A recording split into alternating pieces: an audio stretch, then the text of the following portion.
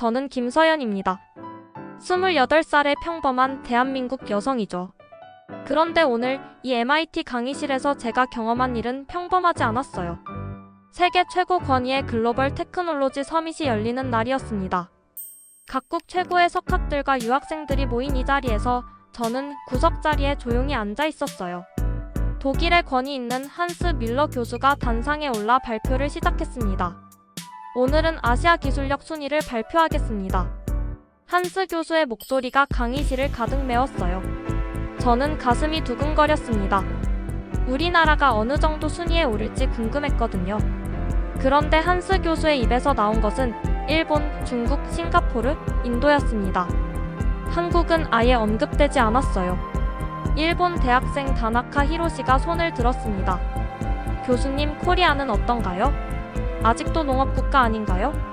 그 말에 강의실 곳곳에서 웃음소리가 터져나왔어요. 중국 학생 리웨이가 거들었습니다. 삼성이요? 우리 카피캣 아니에요? 프랑스 학생 앙투안도 끼어들었어요. K-팝 말고 뭐가 있어요? 저는 노트북을 조용히 닫으며 미소만 지었습니다. 화가 났을까요? 아니에요. 오히려 이런 순간을 기다렸거든요. 이런 편견과 무지함을 마주할 때마다 저는 더욱 확신하게 됩니다. 우리나라가 얼마나 대단한지를요. 한스 교수가 도발적인 과제를 제시했습니다.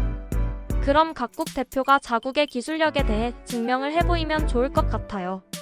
단 구체적 데이터와 혁신 사례로만 말입니다. 그 순간이었어요. 저는 천천히 일어섰습니다. 강의실의 모든 시선이 저에게 쏠렸어요. 어떤 이는 호기심 어린 눈빛으로, 어떤 이는 비웃는 듯한 표정으로 저를 바라봤습니다. 그럼 제가 먼저 시작해보겠습니다. 제 목소리가 강의실에 울려 퍼졌어요. 그 순간 강의실은 조용해졌습니다. 저는 마음속으로 생각했습니다. 이제 시작이야. 여러분이 한국에 대해 얼마나 모르는지, 그리고 우리나라가 얼마나 놀라운지 보여드릴게요. 저는 프레젠테이션을 준비하며 차분하게 말을 이어갔습니다. 1906년 한국 1인당 GDP는 $79였어요. 아프리카 가나보다 낮았죠. 학생들이 웃기 시작했어요. 예상했던 반응이었습니다. 한스 교수도 고개를 끄덕이며 동조했어요. 맞습니다. 한국은 원조받던 나라였으니까요. 미국 학생 브래드가 거들었습니다. 그래서 여전히 개발도 상국이잖아요. 저는 미소를 지었어요. 바로 이런 편견이 제가 기다렸던 순간이었거든요.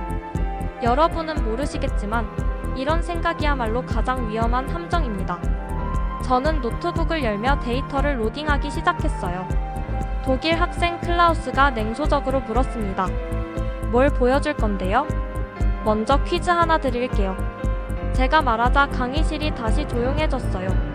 모든 이들이 호기심과 의심이 섞인 시선으로 저를 바라봤습니다. 세계 1위 기업이 몇 개나 한국에 있을까요?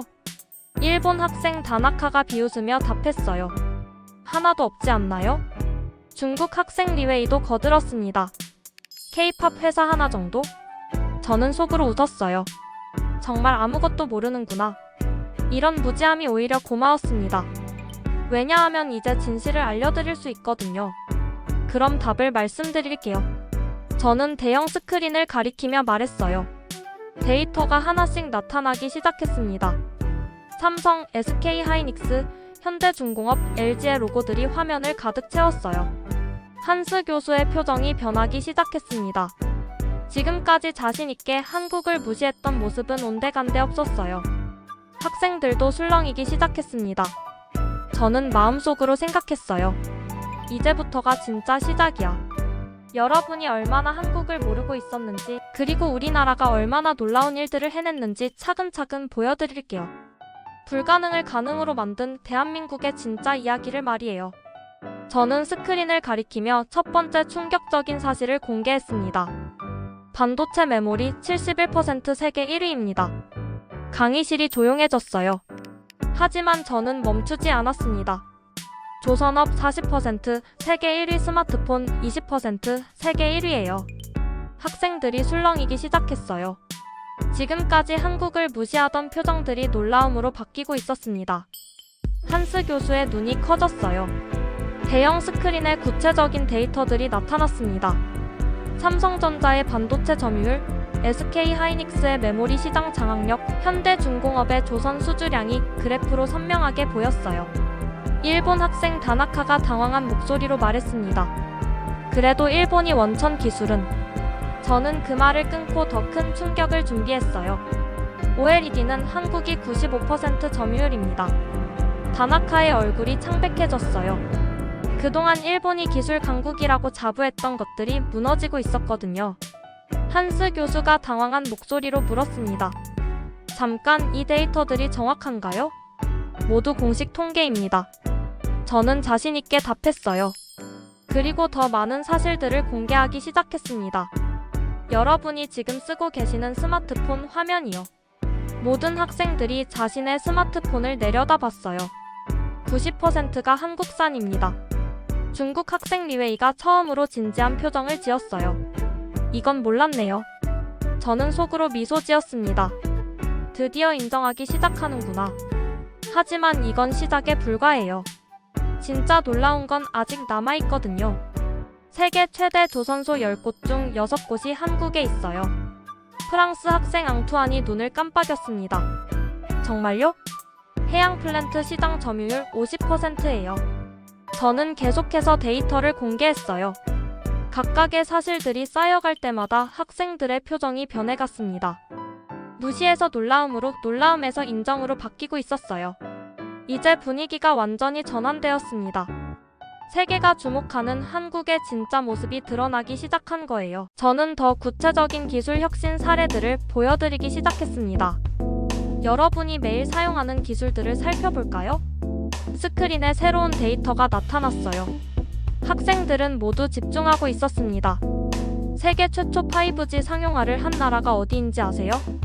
미국 학생 브래드가 자신있게 답했어요. 미국 아닌가요? 한국입니다. 저는 단호하게 답했어요. 브래드의 표정이 놀라움으로 바뀌었습니다. 인터넷 속도 세계 1위도 한국이에요. 독일 학생 클라우스가 의심스러운 표정을 지었습니다. 정말 확실한가요? 평균 인터넷 속도 27MB입니다. 독일은 15MB예요. 클라우스가 할 말을 잃었어요. 자신이 살고 있는 독일보다 한국이 훨씬 앞서 있다는 사실을 받아들이기 어려웠을 거예요. 저는 더 놀라운 사실들을 공개했습니다. 반도체 파운드리 분야에서 TSMC 다음이 삼성전자예요. 디스플레이 기술은 어떨까요? 세계 최고 해상도 스마트폰 화면을 만드는 곳이 한국이에요.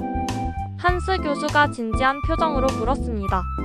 그럼 군사 기술은 어떤가요? 저는 이 질문을 기다렸어요. 가장 놀라운 부분이었거든요. K2 전차는 세계 최강 전차 중 하나로 평가받고 있어요. KF-21 전투기는 순수 한국 기술로 개발된 차세대 전투기입니다. 학생들이 웅성거리기 시작했어요. 독일 학생들조차 경악하고 있었습니다. 그리고 우주 기술이요. 저는 가장 자랑스러운 성과를 말했어요. 누리호 발사 성공으로 세계 7번째 우주 강국이 되었습니다. 프랑스 학생 앙투안이 놀란 목소리로 말했어요. 이건 정말 몰랐어요. 인공지능 분야도 뒤처지지 않아요. 네이버 클로바, 카카오 인공지능, 삼성 반도체 인공지능 칩까지. 브래드가 인정하듯 고개를 끄덕였습니다. 실리콘밸리에서도 한국 기술을 주목하고 있어요. 한스 교수가 감탄하며 말했어요. 이건 정말 놀라운 발전이군요. 저는 마음속으로 생각했습니다. 이제 여러분이 알게 되었을 거예요. 한국이 단순한 개발도상국이 아니라는 걸 말이에요. 초격차 기술력을 가진 나라라는 걸요. 저는 이제 가장 자랑스러운 한국의 소프트 파워에 대해 이야기할 차례였습니다. 기술만 발전한 게 아니에요. 스크린에 새로운 영상들이 나타났어요. 방탄소년단의 빌보드 무대, 오징어 게임의 포스터, 기생충의 아카데미 시상식 장면들이었습니다. 방탄소년단 빌보드 1위, 오징어 게임 넷플릭스 1위, 기생충 아카데미 사관왕. 프랑스 학생 앙투안이 웃으며 말했어요. 내 여동생이 K-팝에 완전히 빠져있어요. 강의실에 웃음이 퍼졌습니다. 하지만 이번엔 조롱이 아닌 친근한 웃음이었어요. 한류 경제 효과가 연간 120억 달러예요. 중국 학생 샤오웨이가 놀란 표정을 지었습니다. 그렇게 많아요? 한국 화장품이 중국에서 얼마나 인기인지 아시죠? 샤오웨이가 고개를 끄덕였어요. 실제로 중국 여성들 사이에서 한국 화장품은 최고급 브랜드로 인식되고 있거든요. 저는 더 구체적인 사례들을 들었습니다. 한국 드라마는 190개국에서 방영되고 있어요. 한국어 학습자가 전 세계적으로 급증하고 있습니다. 독일 학생 클라우스가 신기한 표정으로 물었어요. 정말 그렇게 인기가 많나요? 유럽에서도 한국문화원 한국어 강좌가 대기자 명단으로 가득해요. 한스 교수가 감탄하며 말했습니다. 이건 단순한 경제 성장이 아니라 문명의 대전환이군요. 저는 교육 시스템에 대해서도 이야기했어요. 국제 교육 성취도에선 수학 3위, 과학 4위입니다. 세계 최고 교육열을 가진 나라죠. 미국 학생 브래드가 인정하듯 말했어요. 한국 학생들의 학습 의지는 정말 대단해요. 그리고 이 모든 게 연결되어 있어요. 저는 핵심을 짚었습니다. 높은 교육 수준이 기술 혁신을 만들고 기술 혁신이 경제 발전을 이루고 경제 발전이 문화 콘텐츠를 세계로 퍼뜨리는 거예요. 일본 학생 다나카가 진지하게 말했어요. 정말 체계적이네요. 저는 마음이 뿌듯했습니다. 이제 모든 학생들이 한국을 완전히 다른 시각으로 보기 시작했어요. 무시와 편견에서 존경과 부러움으로 바뀌고 있었습니다. 대한민국의 DNA가 만들어낸 놀라운 성과들을 인정하기 시작한 거예요. 이제 한국의 가장 놀라운 능력에 대해 이야기할 차례였습니다. 코로나 시대를 기억하시나요? 모든 학생들이 고개를 끄덕였어요. 그 힘든 시기를 잊을 수 있는 사람이 어디 있겠어요? K방역이라고 들어보셨나요? 독일 학생 클라우스가 진지하게 답했습니다. 독일에서도 한국 방역 시스템을 배우려고 했어요. 맞아요. 전 세계가 한국의 방역 시스템을 주목했죠. 저는 구체적인 사례들을 들기 시작했어요. 드라이브 스루 검사, 워킹 스루 검사, 실시간 동선 추적 시스템. 프랑스 학생 앙투안이 감탄하며 말했어요. 정말 혁신적이었어요. 이게 바로 한국의 진짜 힘이에요. 저는 핵심을 짚었습니다. 정부와 기업과 국민이 하나가 되는 삼위일체 협력 시스템이죠. 중국 학생 리웨이가 고개를 끄덕이며 말했어요. 이건 우리도 배워야 할 것 같아요. 빠른 의사결정, 신속한 실행력, 그리고 국민들의 자발적 참여. 한스 교수가 놀란 표정으로 물었습니다. 어떻게 그런 조직력이 가능한가요? 위기를 기회로 만드는 DNA가 있어요. 저는 역사적 사례들을 들었습니다. 6.25 전쟁 복구, IMF 위기 극복, 모든 위기를 기회로 만든 민족이에요. IMF 때 국민들이 금 모으기 운동을 했던 걸 아세요? 미국 학생 브래드가 놀라며 말했어요. 개인이 나라를 위해 금을 모았다고요? 네, 100만 명이 넘는 국민이 자발적으로 참여했어요. 그래서 불과 3년 만에 IMF를 조기 상환할 수 있었죠. 일본 학생 다나카가 감탄하며 말했어요. 정말 대단한 국민성이네요. 기술 혁신 속도도 마찬가지예요. 저는 계속해서 설명했어요. 5G 상용화 세계 최초, 인터넷 속도 세계 1위, 모든 게 빠른 실행력 때문이에요. 그리고 지금은 G20 OECD가 입국이에요. 한스 교수가 진지하게 말했습니다. 개발도상국에서 선진국으로 완전히 탈바꿈한 거군요. 저는 자랑스러웠어요. 이제 모든 사람들이 한국의 진짜 저력을 이해하기 시작했거든요. 불가능을 가능으로 만드는 대한민국의 놀라운 조직력을 말이에요. 미래를 이끄는 대한민국. 이제 가장 중요한 이야기를 할 차례였습니다. 한국의 미래에 대한 이야기였어요. 과거와 현재만 놀라운 게 아니에요. 스크린에 새로운 데이터들이 나타났습니다. 미래 기술 투자 현황이었어요. 육지 기술 개발, 양자 컴퓨터, 바이오 헬스 분야 미래 기술 투자 세계 3위예요. 한스 교수가 놀란 표정을 지었습니다. 벌써 차세대 기술에 투자하고 있다는 말인가요? 네, 그리고 더 놀라운 건 글로벌 기업들의 반응이에요. 저는 가장 자랑스러운 사실을 공개했습니다.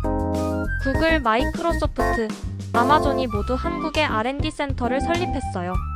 미국 학생 브래드가 깜짝 놀라며 말했어요. 우리 회사들이 한국에 연구소를 만들었다고요? 왜 그럴까요? 저는 반문했습니다. 한국의 인재와 기술력을 인정했기 때문이에요. 일본 학생 다나카가 완전히 달라진 목소리로 말했어요. 한국을 완전히 잘못 봤네요. 독일 학생 클라우스도 인정했습니다. 정말 대단한 나라네요. 삼성전자는 이미 3나노미터 반도체 양산에 성공했어요. 세계에서 가장 작고 가장 빠른 반도체를 만드는 거죠. 중국 학생 리웨이가 감탄하며 말했어요. 기술 격차가 이렇게 클 줄 몰랐어요.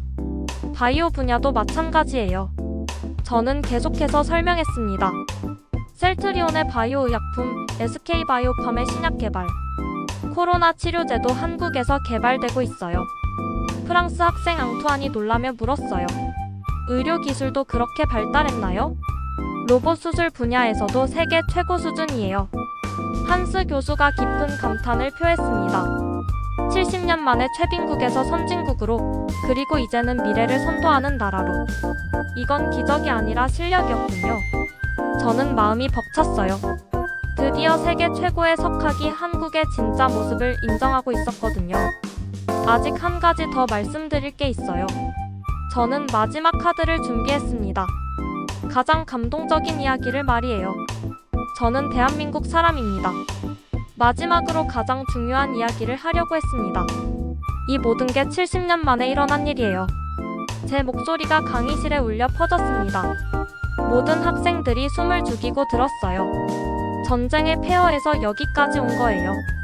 저는 잠시 말을 멈췄습니다. 가슴이 벅차올랐거든요. 1953년 휴전 이후 완전히 파괴된 나라였어요. 건물도 없고 기술도 없고 자원도 없었죠. 일본 학생 다나카가 진지하게 물었어요. 그럼 어떻게 이런 발전이 가능했나요? 사람이 있었어요. 저는 단호하게 답했습니다. 교육에 목숨을 건 부모들, 새벽부터 밤까지 일한 근로자들, 불가능을 가능으로 만든 기업가들, 그리고 포기하지 않는 대한민국의 DNA가 있었어요. 한스 교수가 감동한 목소리로 말했어요. 정말 놀라운 이야기군요. 중국 학생 리웨이가 고개를 끄덕이며 말했어요. 이런 역사를 가진 나라였다니. 저는 계속해서 말했습니다. 지금도 마찬가지예요. 한국 사람들은 여전히 열심히 일하고, 열심히 공부하고, 열심히 도전해요. 그래서 계속해서 새로운 기록을 만들고 있는 거죠. 독일 학생 클라우스가 감탄하며 말했어요. 정말 존경스러운 민족이네요. 그 순간이었어요. 모든 학생들이 일어서서 박수를 치기 시작했습니다.